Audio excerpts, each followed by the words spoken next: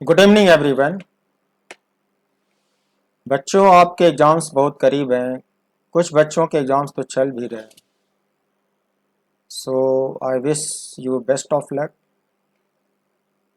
मैं चाहता हूं कि आपके सभी एग्ज़ाम्स बहुत अच्छे जाएं। आप सीरियस रहना और थारो रिवीजन करके जाना। नींद पूरी कर लेना, ये बहुत ज़रूरी होता है। कुछ बच्चे रात भर जाग जाते हैं और वो सोने का टाइम नहीं मिलता, फिर एग्जामिनेशन हॉल में उनको नींद आनी शुरू हो जाती है, उनका पेपर ख़राब हो जाता है। बच्चों, ऐसे दौर से मैं गुज़र चुका हूँ, इसलिए समझता हूँ कि आप कुछ रिवीजन इस तरह से प्लान करो कि आप अपनी नींद पूरी कर सको। नींद पूरी करने के बाद ही एग्ज़ाम देने जाया करो, नहीं तो आपके परफॉर्मेंस पे नेगेटिव इफेक्ट आएगा।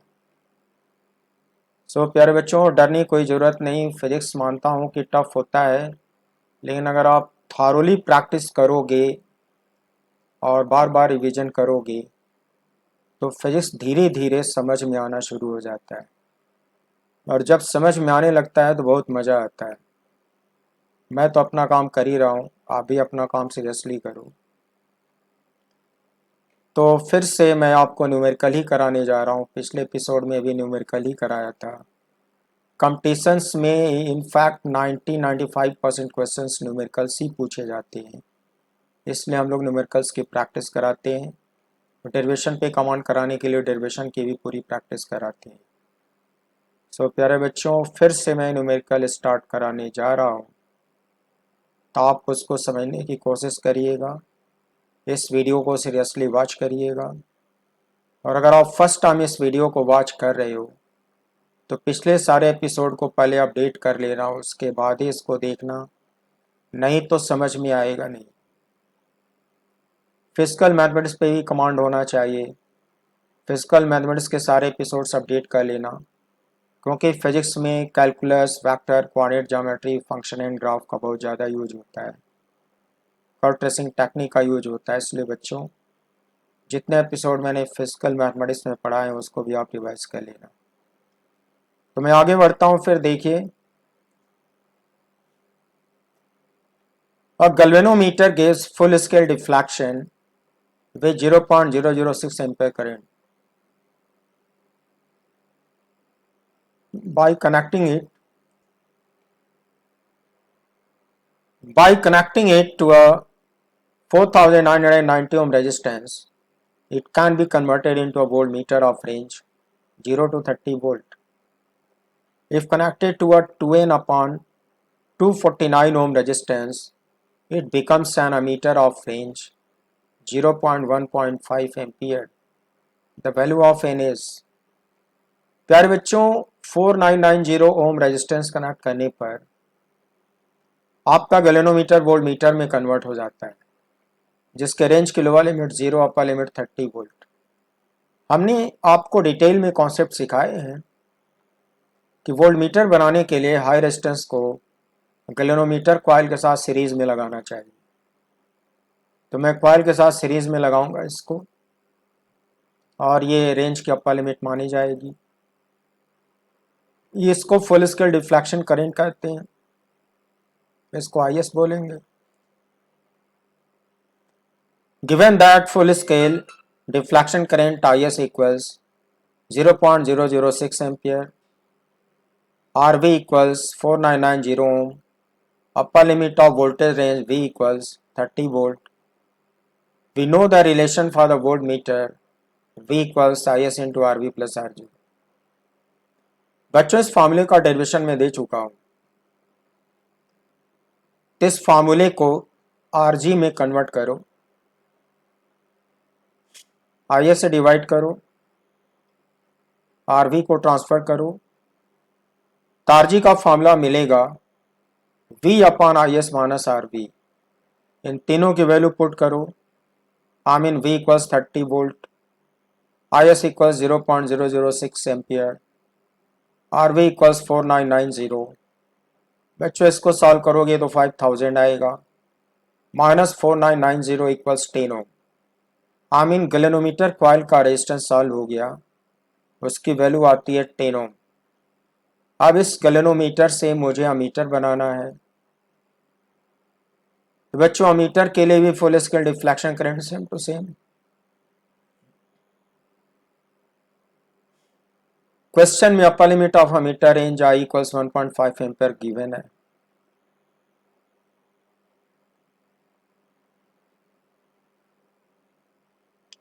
Shunt resistance R S unknown है। We know the relation for the meter I S into R G equals I minus I S into R S. बच्चों इसका भी डेरिवेशन दे चुका हूं, उसको आप रिवीजन कर लेना।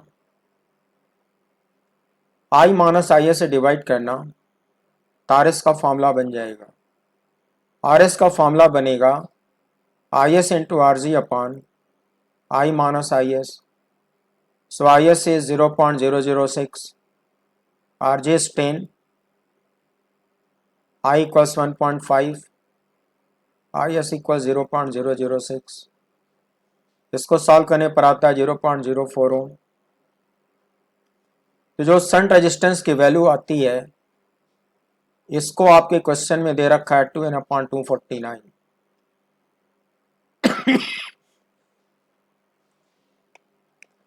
शंट रेजिस्टेंस की वैल्यू क्वेश्चन में दे रखा है 2n/249। तो इसको आर एस की वैल्यू 0.04 से कंपेयर करो, क्रॉस मल्टीप्लाई करो, इनकी वैल्यू सॉल्व करो बच्चों, तो ये मिलता है अप्रॉक्सीमेटली इक्वल टू 5। मीन इनकी वैल्यू 5 होगी। ये इंटीजर बेस्ड क्वेश्चन है जेई एडवांस का। 10 की वैल्यू 5 को आप ब्लैकनिंग करोगे, ये आपका आंसर हो गया। Next question, during an experiment with a meter bridge the galvanometer shows a null point when the jockey is pressed at 40 centimeter using a standard resistance of 90 ohm as shown in the figure. The least count of the scale used in the meter bridge is 1 millimeter. The known resistance is, बच्चों आपसे unknown resistance की value पूछा है। बस नई बात यह है कि आर की value with proper error limit आपको निकालना है। एरर का जो कॉन्सेप्ट यहाँ पे इस्तेमाल करना होगा, तो मैं आपको बता रहा हूँ आप कैसे करोगे। For the balance condition of meter bridge R/90 must be equal to balancing length divided by 100 minus balancing length. So balancing length is given 40 cm. So R/90 equals 40 upon 100 minus 40. R/90 equals 40 upon 100 minus 40 implies R/90 equals 40 by 60, that is 2 by 3. Then doing cross multiplication, we have 2 by 3 into 90, that is 60 ohm. बच्चों ये capital R की value आ गई 60 ओम। अब probable error निकालना होगा या absolute error, delta R निकालना होगा, absolute error.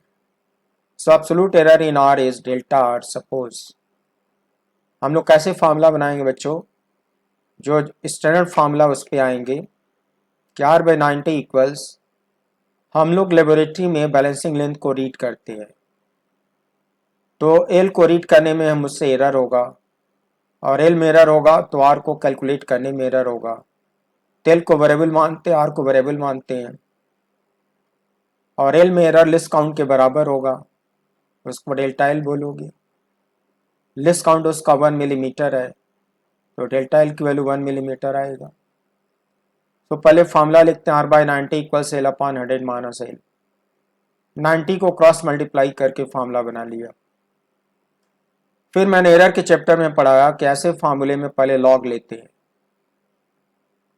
So taking log of both sides,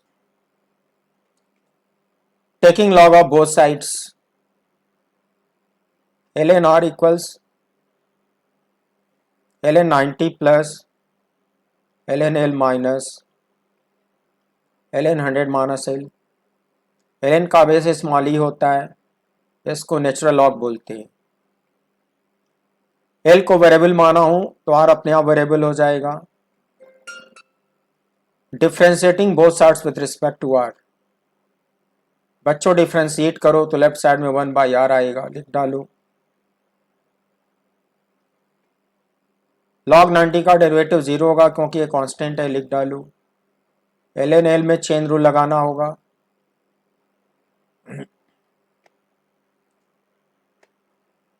तो log एल का डिफरेंशियल आएगा 1/l into del by D R. L N 100 minus L में भी चेन रूल अप्लाई होगा, बच्चे आएगा 1/100 माइनस एल। फिर 100 माइनस एल को आर में करोगी तो 100 का 0 आएगा और एल का dl बाई डी आर आएगा। बोथ साइड्स को dr से मल्टीप्लाई करो और कैपिटल R से राइट साइड में मल्टीप्लाई कर दो, तो लेफ्ट साइड में यहाँ पे dr आएगा। कैपिटल R को राइट साइड में मल्टीप्लाई करो, कॉमन आएगा। ब्रैकेट में बचेगा del by L plus del upon 100 minus L. I hope ये माइनस माइनस प्लस हो जाएगा, आप समझ रहे होंगे। और यहाँ से dr कैंसिल आउट हो जाएगा। फिर न्यूमरेटर से dl कॉमन आएगा, बाहर निकाल लो। ब्रैकेट में आएगा 1/l प्लस 1/100 माइनस एल। फिर d को डेल्टा में कन्वर्ट कर डालो, ट्रेडिशन है। तो delta R equals R delta L with in bracket 1/l plus 1/100 minus L. बच्चों जिस मीटर को इस्तेमाल कर रहे हो बैलेंसिंग लेंथ मेजर करने में, तो उसका लेस काउंट था 1 मिलीमीटर, तो उतना ही एरर आप क्रिएट करोगे। तो एब्सोल्यूट एरर इन एल को डेल्टा एल बोलोगे, that is 1 millimetre equal to 0.1 centimetre. अब आप राइट हैंड साइड में डेल्टा एल की वैल्यू पुट करो, कैपिटल आर की वैल्यू पुट करो, एल की वैल्यू पुट करो to get you delta are.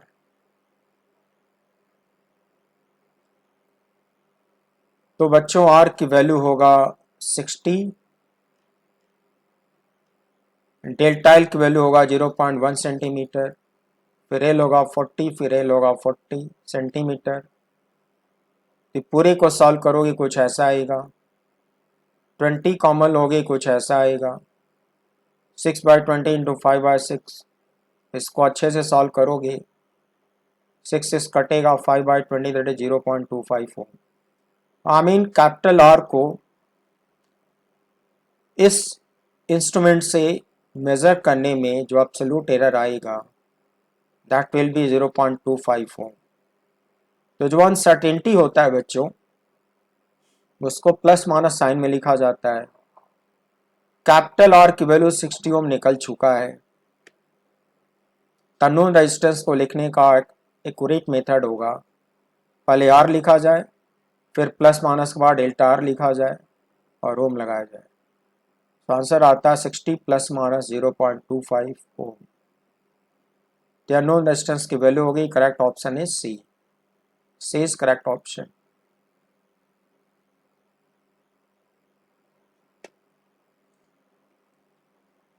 In an aluminium bar of square cross section, a square hole is drilled and is filled with iron as shown in the figure. The electrical resistivities of aluminium and iron are 2.7 into 10 power minus 8 ohm meter and 1.0 into 10 power minus 7 ohm meter respectively. The electrical resistance in micro ohm between the two faces P and Q of the composite bar is. We are given 4 options. फिर बच्चों आपके question में बोला है कि एक square cross section है, aluminium बार है, डायमेंशन है 7 mm बाई 7 mm, एल्यूमिनियम का बना हुआ है, टोटल लेंथ इसका 50 मिलीमीटर है। उसमें सेंटर में एक स्क्वायर होल ड्रिल किया, from left face to right face square hole, उसका डायमेंशन है 2 mm बाई 2 mm, और उस गैप में आयरन की बार को इंसर्ट कर दिया। तो लेफ्ट फेस P और राइट फेस Q दोनों के बीच में आपसे रेजिस्टेंस पूछा है। बच्चों आप रियलाइज कर सकते हो कि अगर P और Q के बीच में एक हाइपोथेटिकल बैटरी कनेक्ट कर दी जाए तो करंट लेफ्ट से एंटर करेगी, राइट में जाएगी, तो दोनों बार का लेंथ 50 mm माना जाएगा। लेन एल्यूमिनियम का क्रॉस सेक्शन, ये जो लाइट कलर से पेंट किया हुआ है यही एल्यूमिनियम का क्रॉस सेक्शन होगा।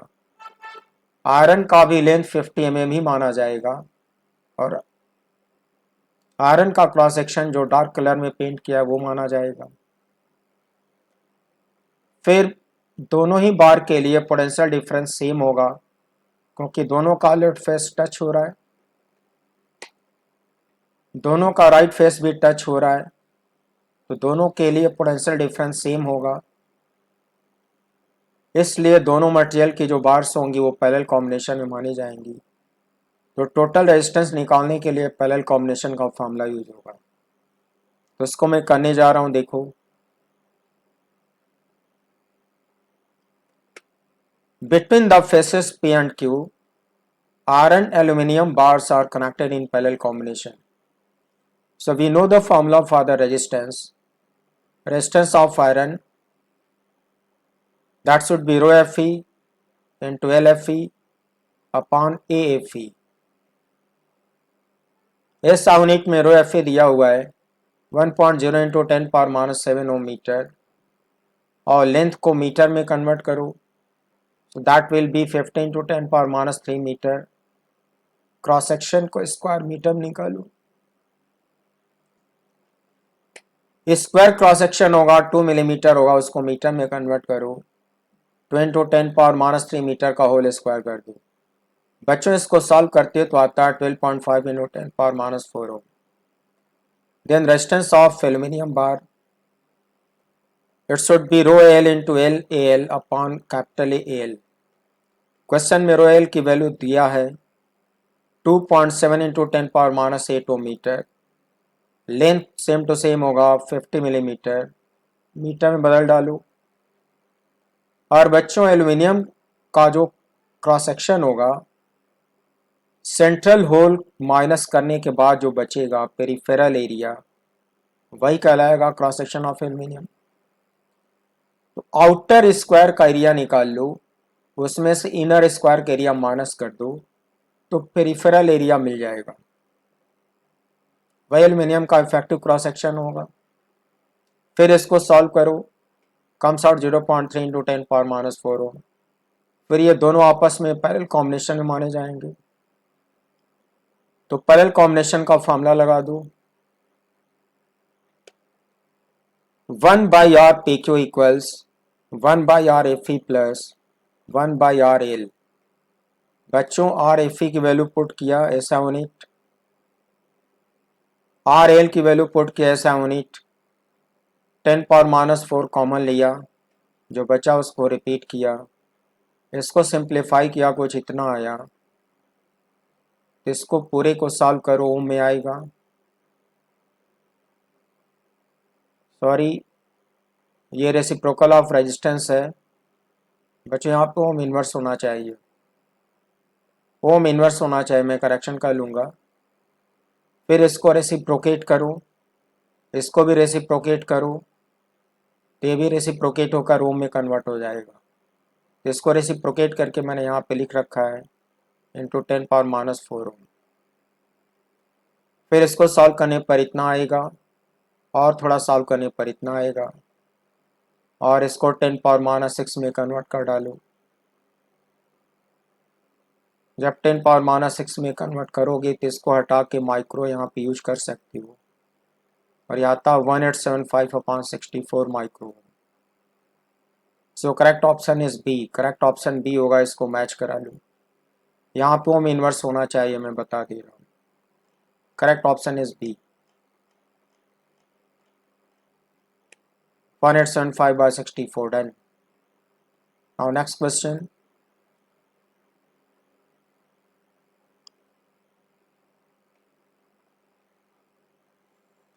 A water cooler of storage capacity 120 liters can cool water at a constant rate of p watt. जो वाटर कूलर है स्टोरेज कैपेसिटी उसका 120 लीटर है, वो वाटर को कूल कर सकता है कांस्टेंट रेट से और रेट दिया हुआ पी वाट। इसका मीनिंग ये हुआ बच्चों तो 1 सेकेंड में P joule heat energy withdraw कर सकता है। 1 सेकेंड में P joule heat energy withdraw कर सकता है water heater, sorry water cooler. In a closed circulation system, as shown schematically in the figure, the water from the cooler is used to cool an external device that generates constantly 3 kilowatt of heat thermal load।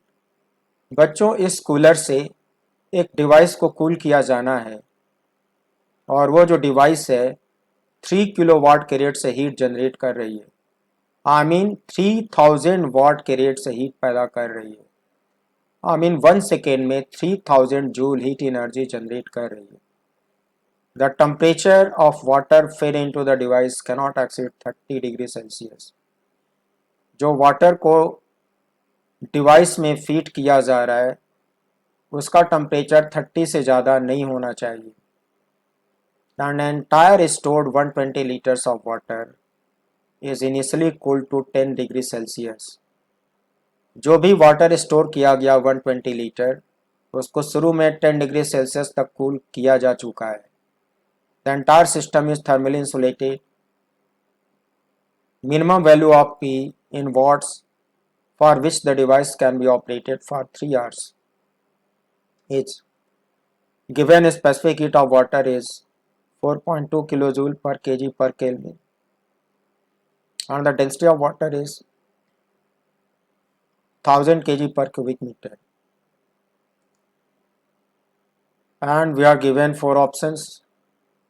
आपसे पूछा है minimum value of P for which the device can be operated for 3 hours। इसका meaning ये हुआ बच्चों कि P का minimum value निकालो ताकि डिवाइस को 3 घंटे तक ऑपरेट किया जा सके। इसका मीनिंग ये हुआ कि 3 आवर्स में जो कूल्ड वाटर 10 डिग्री सेल्सियस पे भरा गया है उसका टेम्परेचर बढ़ के 30 तक पहुंचने में 3 घंटे से कम टाइम नहीं लगना चाहिए, कम से कम 3 घंटे लगना चाहिए। 10 से बढ़ के 30 तक जाने में 3 घंटे लगना चाहिए।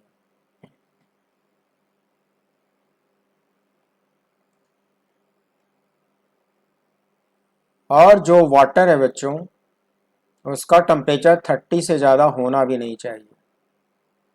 कूलर से आप कोल्ड वाटर सेंड कर रहे हो, कोल्ड वाटर इस डिवाइस का हीट एब्जॉर्ब करके हॉट होता है और हॉट वाटर फिर इधर कूलर में आता है, तो डेफिनेटली जो कोल्ड वाटर उसका टेम्परेचर धीरे धीरे बढ़ेगा।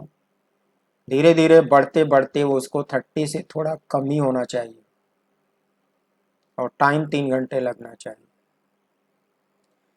तो इसको सॉल्व करने के लिए हम लोग ऐसे करते हैं, net heat added to the water in 3 hours should be less than heat absorbed by the whole water in 3 hours। 3 hours में होल वाटर जितना हीट एब्जॉर्ब करेगा 10 से 30 तक जाने में, और जो हीट का एडिशन होगा वो कम ही होना चाहिए, तभी टेम्परेचर लेस देन 30 मेंटेन रहेगा। तो net heat added to the water in 3 hours का formula 3000 minus P, 3000 watt minus P watt into total time taken. 3 hours को सेकेंड में कन्वर्ट कर दिया तो ये पूरी की पूरी एनर्जी जूल में आएगी। It should be less than heat absorbed by the whole water in 3 hours। बच्चों यहाँ फॉर्मूला यूज करोगे MC delta T। 120 litre water का मास होगा 120 kg। वाटर की सी वैल्यू गिवन है 4.2 किलो जूल पर केजी पर kelvin. Delta T 30 minus 10 degree Celsius. बच्चों आप जानते हो मैं थर्मोमेट्री में पढ़ा चुका हूँ, सेल्सियस का डिफरेंस और केल्विन का डिफरेंस सेम होता है। तो डिग्री सेल्सियस को केल्विन में कन्वर्ट कर सकता हूँ, ये डिफरेंस 20 लिख दिया, किलो को हटा दिया 10 पावर 3 में कन्वर्ट कर दिया, इस पूरी क्वांटिटी को 4.2 इंटू 10 पावर 3 जूल पर केजी पर केल्विन लिख सकता हूँ। 120 केजी रिपीट कर दिया, इन तीनों को मल्टीप्लाई किया 10 800 इंटू 300 माइनस पी, वाट इंटू सेकेंड से जूल बनता है, यहाँ जूल लिख डाला। यहाँ पे क्या होगा बच्चों, केजी इनवर्स और केजी कैंसिल आउट होगा, kelvin inverse kelvin cancel out होगा, जूल बचेगा, जूल लिख डाला, इन सबको मल्टीप्लाई करके लिख डाला। उसके बाद पॉजिटिव क्वांटिटी से डिवाइड किया, इनइक्वालिटी चेंज नहीं होगी, मिलेगा 3000 minus P should be less than 100,800,000 divided by 10,800। तो बच्चों इसको डिवाइड करने पर आता है अप्रॉक्स 933। तो मैंने सॉल्व किया 3000 minus P should be less than 933। P को राइटवर्ड ले जाओ, 933 को लेफ्टवर्ड ले आओ, साइड को चेंज कर दो, चेंज ऑफ साइड में मिलेगा P should be greater than 3000 minus 933 implies P should be greater than 2067 watt। इसका मीनिंग ये हुआ बच्चों कि ये जो आपका कूलर था उसके पावर की मिनिमम वैल्यू 2067 वाट होगी। P minimum should be 2067 watt, correct option B, correct option B match कराइए, लो करेक्ट ऑप्शन बी 2067 वाट। तभी क्वेश्चन सॉल्व हो गया। ये थोड़ा ट्रिकी क्वेश्चन था, फर्स्ट टाइम इस लैंग्वेज को पढ़ के बच्चे समझ नहीं पाते, लेकिन 2 बार पढ़ेंगे तो उनको समझ में आना शुरू हो जाएगा।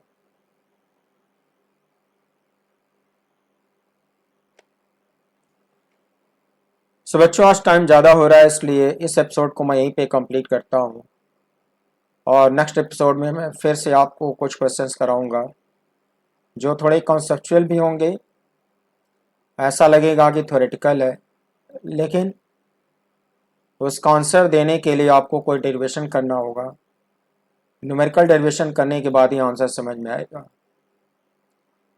तो कुछ ऐसे क्वेश्चन अभी मेरे पास बचे हुए हैं जो मैं नेक्स्ट एपिसोड में कवर करूंगा। उसके बाद फिर ट्रांजिएंट एनालिसिस चैप्टर में ग्राफिकल एनालिसिस पढ़ाऊंगा, बिकॉज एलिमेंट्री सीरीज में मैंने सारे डेरिवेशंस पढ़ा दिए थे, लेकिन ग्राफिकल एनालिसिस नहीं बताया था। तो एडवांस सीरीज में मैं आपको सारे फार्मूले का ग्राफिकल एनालिसिस सिखाऊंगा ताकि आपको ग्राफ का कॉन्सेप्ट थोड़ा और क्लियर हो जाए। तो मिलते हैं फिर नेक्स्ट एपिसोड में, और बच्चों इतनी देर तक पेशेंस के साथ मेरे साथ बने रहने के लिए thank you very much and wish you good night, see you again and best of luck for your coming exams. Thank you.